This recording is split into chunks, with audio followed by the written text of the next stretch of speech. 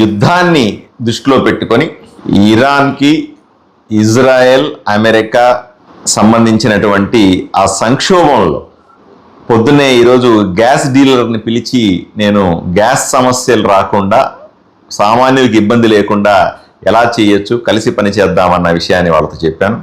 ఈరోజు సాయంకాలం నేను ఆదోనిలో పెట్రోల్ బంకులు నడుపుతున్నటువంటి పెద్దలందరినీ పిలిచి ఒకసారి ఏ విధంగా ఇదే క్రైసిస్, ఇదే రకమైన సంక్షోభం కంటిన్యూ అయితే రాబోయే రోజుల్లో పెట్రోల్ డీజిల్కి సంబంధించిన సమస్యలు ఏర్పడితే ఏ విధంగా దీన్ని పరిష్కరించుకోవచ్చు అన్న అంశాన్ని పిచ్చాపాటిగా మాట్లాడాను. ఎందుకంటే సంక్షోభం వచ్చిన తర్వాత, సమస్య వచ్చిన తర్వాత అప్పుడు పరిగెట్టి చేయడం కూడా సాధ్యం కాదు.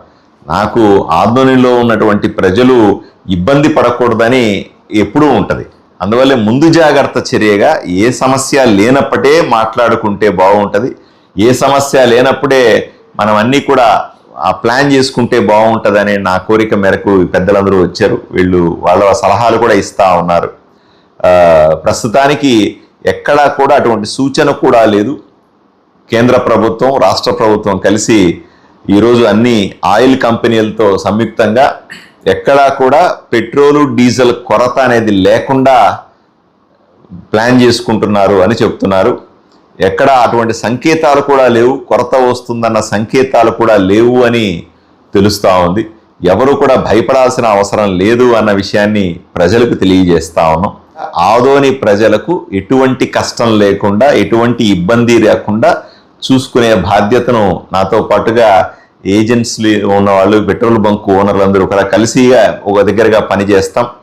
కలిసికట్టుగా మేమంతా కలిసి ఈ సమస్యను సమర్థవంతంగా ఎదుర్కొని పేదవాడికి, ప్రతి ఒక్క పౌరుడికి ఆదోనిలో ఎటువంటి సమస్య రాకుండా చూసుకుంటామని ఈ సందర్భంలో తెలియజేస్తాం.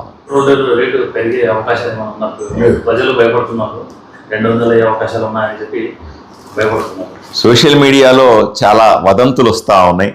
పెట్రోల్ లేకుండా పోతుందని, పెట్రోల్ ధరలు విపరీతంగా పెరిగిపోతాయని, ఇట్లా రకరకాలుగా వదంతులు సృష్టించే ప్రయత్నం చేస్తూ ఉన్నారు.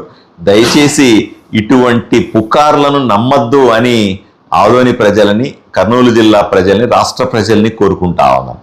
ఎట్టి పరిస్థితుల్లో కూడా డీజిల్, పెట్రోల్ ధరలు పెరగవు అని కేంద్ర ప్రభుత్వం స్పష్టంగా చెప్తా ఉంది. ఆయిల్ కంపెనీలకు కూడా అటువంటి ఆలోచన లేదు అని చెప్తా ఉన్నారు. కాబట్టి ఎవరు కూడా భయపడిపోయి పెట్రోల్, డీజిల్ తీసుకుపోయి ఇంట్లో పెట్టుకోవడమో, దాన్ని నిల్వ చేసుకోవడమో, లేకపోతే ఇంకో రకంగా ఆలోచన చేయడం అన్నది మూర్ఖత్వమే అవుతుంది. అటువైపు చెయ్యొద్దని ప్రజల్ని కోరు